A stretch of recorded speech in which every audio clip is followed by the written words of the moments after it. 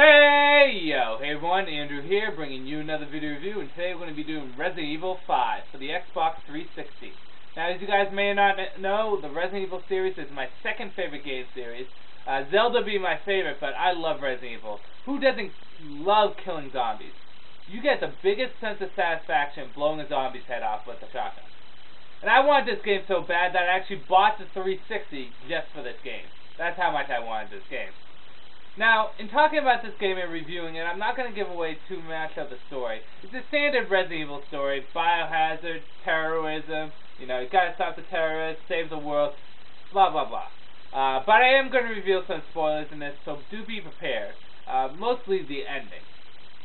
The gameplay itself is very similar to that of Resident Evil 4, which was radically different from all the other Resident Evil games. 4 introduced a nice new formula to the Resident Evil game series.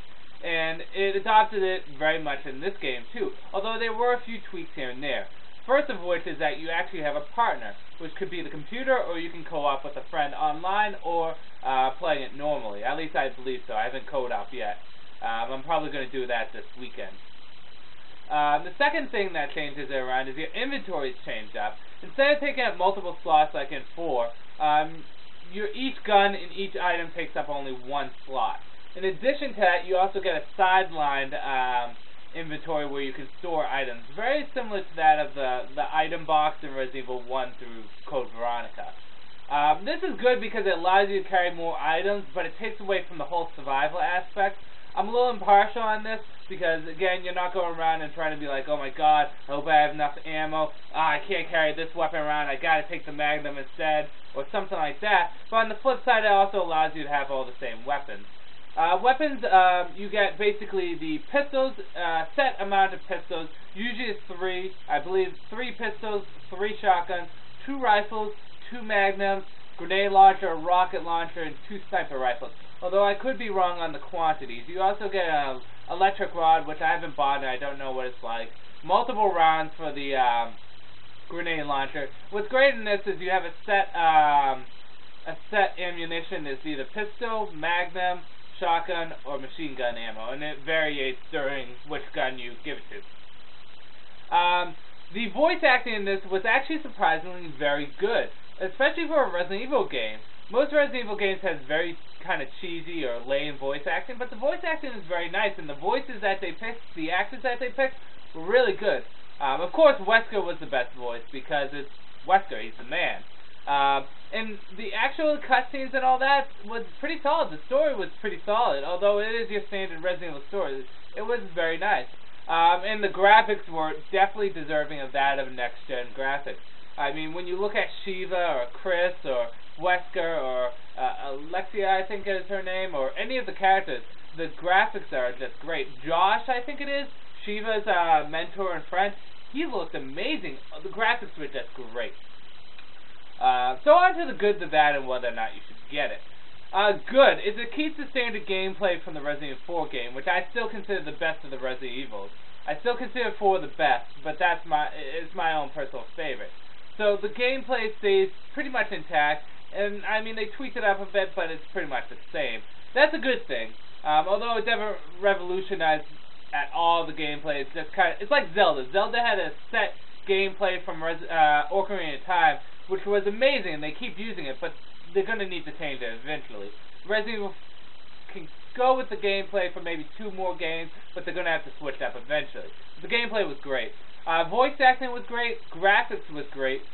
The guns that you get were nice, although you kind of handed the guns. You don't actually purchase them. I liked in Resident Evil 4 where you kind of have to work for your guns, but in this you kind of just, oh, here, look, a box. Oh, nice, a sniper rifle. I mean, it's better in Resident Evil 4 where you're just given, like, the shotgun and that's it. They do give the mercenary mode in this game, and there's, I've only played a little bit of the mercenary. A lot of levels in it, and a lot of characters.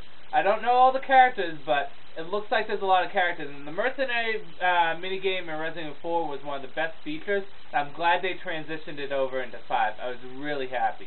An interesting aspect of the game that's also good is that you can go back into each chapter or replay the game, and you keep your inventory.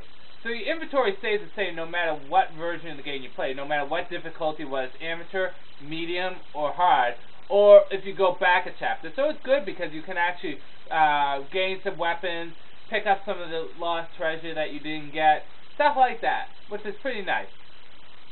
And up until the very end, the story was very nice.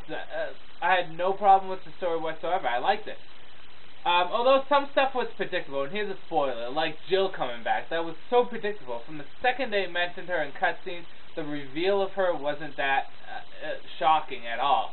I mean, I knew it was Jill. From the second they brought Jill up, I'm like, oh, it's Jill. On to the bad. The gameplay, although great, it's fairly easy. I mean, the game itself is easy, not the gameplay, but the game itself is very, the boss fights were very simple. The last boss fight was so disappointing. I beat it in just a few minutes. It was very disappointing. So the boss fight difficulty wasn't that high.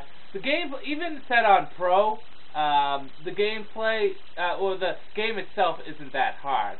So, difficulty-wise, meh, it could have been better. There's very few points. I think the only time I've ever had trouble was with the lickers. That's it. But whatever.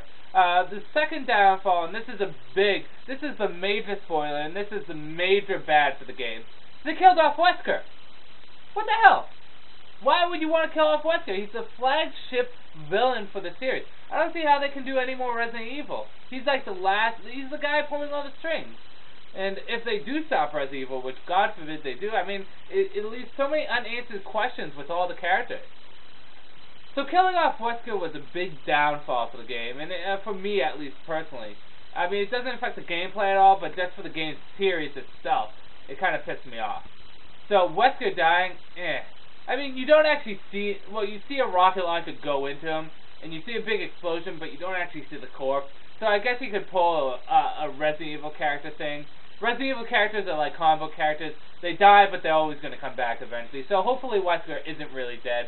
We never know. We never know. So that was a downfall. But besides that, the game was pretty quick too. It wasn't that long of a game. Which, whatever. You get to it has a lot of replay value to it, especially if you play co-op. It does have a lot of replay value. On a whole, the game itself, and I have to compare it to 4. It's a much easier game than 4. It does have a lot more bonus content, and it does have a better mercenary mode, at least from what I've seen so far. On a whole, I would have to place this as my 3rd favorite of the Resident Evil games. 4 is still my favorite, and this is kind of tying with the Resident Evil remake, the original one. I do recommend picking up this game, despite the fact they kill off Wesker, and despite the fact the game is somewhat easy at certain points. It's still a good game. It's still pretty solid. If I had to give a rating, I'd give it a B+ to an A-. They did fairly well with the voice acting and the graphics. The story was pretty well. The gameplay stayed solid. It's just the difficulty could have been higher, and they shouldn't have killed off Wesker. And Jill being very predictable Jill coming back was so predictable. But whatever. Whatever. So yeah, on a whole, Resident Evil 5, good Resident Evil game. Is the best? No, but it stands up there as one of the top 5. So with that said, I'm going to end this review here. This is Andrew saying, peace out for now.